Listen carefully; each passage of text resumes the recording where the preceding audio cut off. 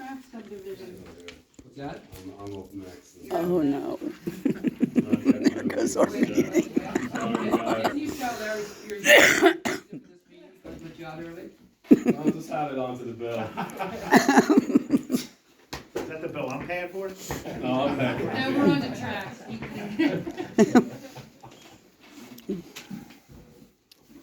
Okay, discussion and motion to approve the Trax subdivision plan number 3.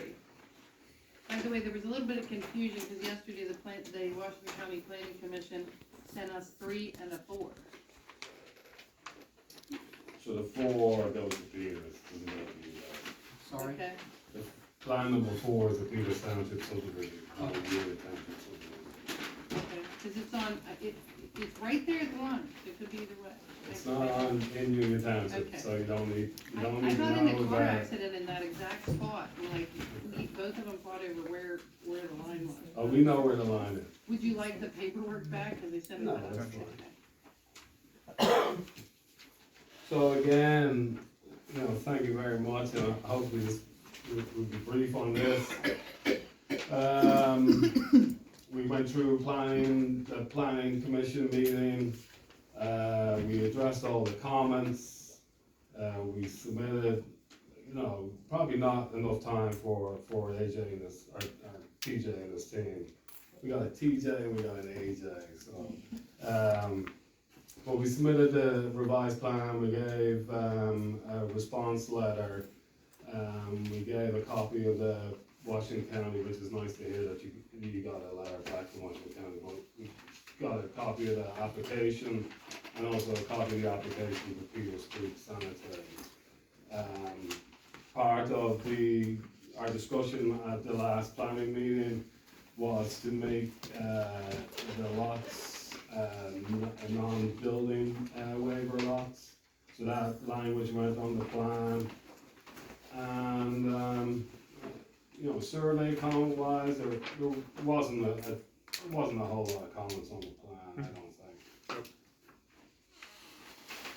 So I don't know, TJ, if you got a chance to review. I did look at it today, yeah. So, yeah, as Keith mentioned, this was in front of the Planning Commission on the 19th of February. It received a favorable recommendation with some conditions. Like Keith mentioned, he provided us with a revised drawing today. I asked him to bring some copies here, well, for both the Trax project and for the Weber project. So I went through Keith's responses. I think a lot of these are now addressed.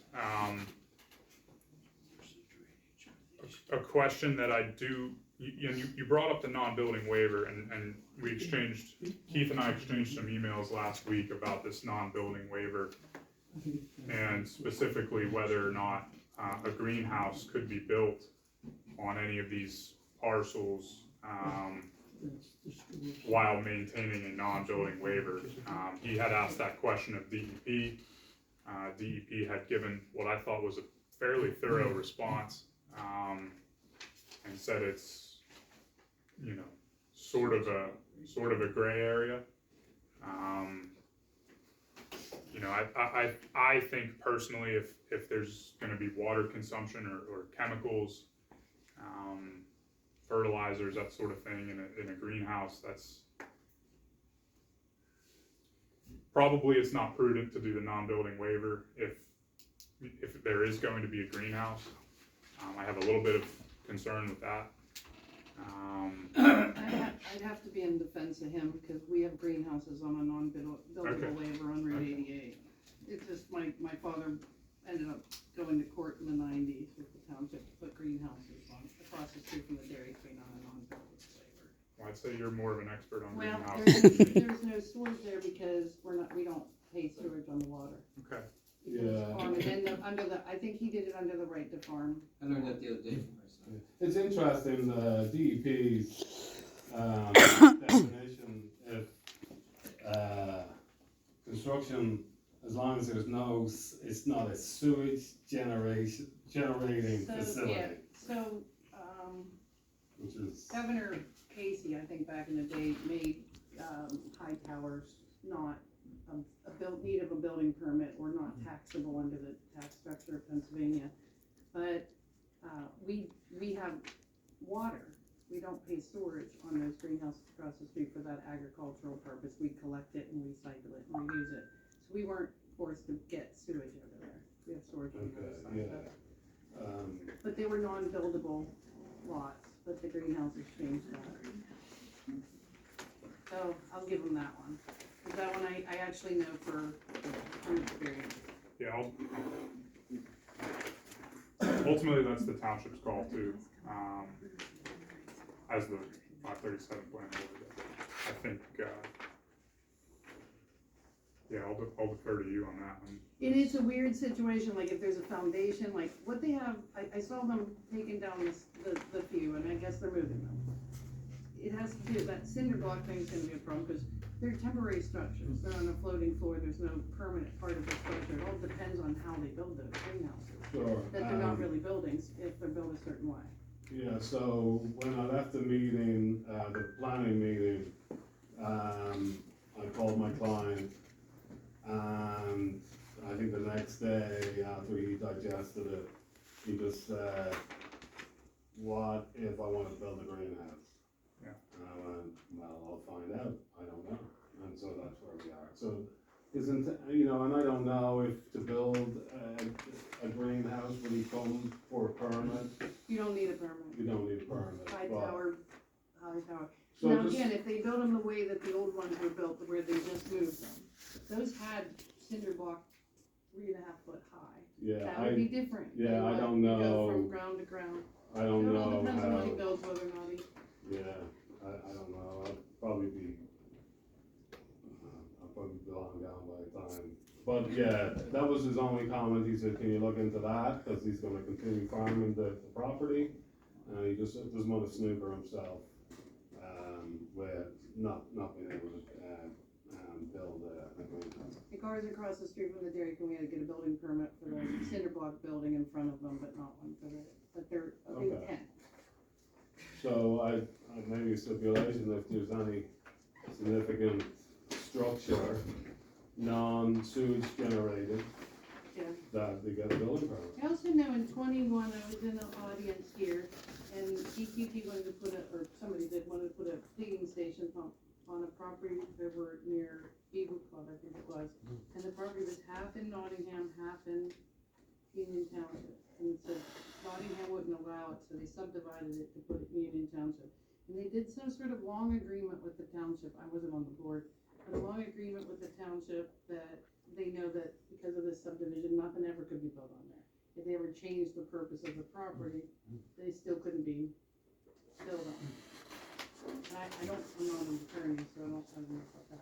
So the consensus would be a non-built waiver. If the board's comfortable with that, yeah, I don't have any objection to that. Just generate the sewage. If they wanna build a building that has a bathroom, then they go apply for the module. Yes, Correct. Yeah, no, we're And they get 100%, changed to a buildable lot. 100%. So what conditions does Trax need to comply with in this subdivision? not a whole lot, Dennis. We had talked I think this was actually after you had left the planning meeting, Keith. There's, Mr. Partizana had brought, it was Connie, I believe, brought up that there's a, potentially an additional house at the corner of Trax Road and SR 88, which is not on these drawings. So that may just have been an oversight, but Where now? I think, is it the old homestead that's, at the intersection of Trax Road and 88? There's a building on the right side.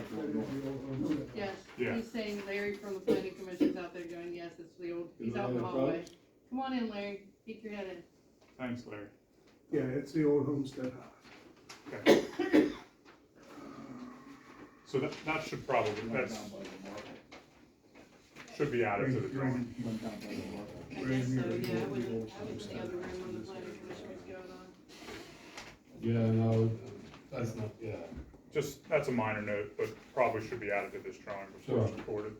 So besides that, what else needs to be? Paying fees and, PCSA's review and signature. So, is there a motion to pay the Trax Farm subdivision plan number 3? You can pay it. I'm sorry. Motion to approve, it's a long day. Motion to Approve approve. the Trax Farm subdivision plan number 3, subject to the following conditions. One, that he placed the structure known as the old homestead on the drawing. 2, that he complies with all township ordinances, rules, and regulations. 3, that he seeks PCSA approval if necessary. 4, that he pays any and all unpaid engineering fees incurred for the review of that plan within 15 days of receipt of an invoice from the township. And until that invoice is paid, this approval is on a standstill. You understand that? Yes, sir, and the only comment is, do we have a balance on this You have a, bill? you have a balance on Which the one's last this? one. Track some. This is 3, I think there's a balance on the previous one. Yeah. He's okay on 3, there's 2. That's why I said he has a balance on that. 3 hasn't finished filing in. Yeah. But if there's any outstanding fees for TJ, because he got stuff today, received. Yeah, that's what I'm saying. So he'll have an invoice for that, and then just incorporate the invoice for subdivision 2 into that also. We haven't sent the township an invoice for number 3 yet. That's what So, I'm but saying. that's what that means, okay? Sure. So that's, is there someone, You definitely didn't get a bill because we haven't got a bill yet. When that rolls in. We'll send you same I information. see, plus, thank you. plus, charging $25 for a pizza, by the way. One day I'll come with these. When it's I'm just teasing. when I bring a difficult case in front of you, I'll bring pizza. Difficult. Okay, is there a motion to that effect? So Mr. Seiler made the motion, I'll second. All in favor? Aye. Please, you don't have any more.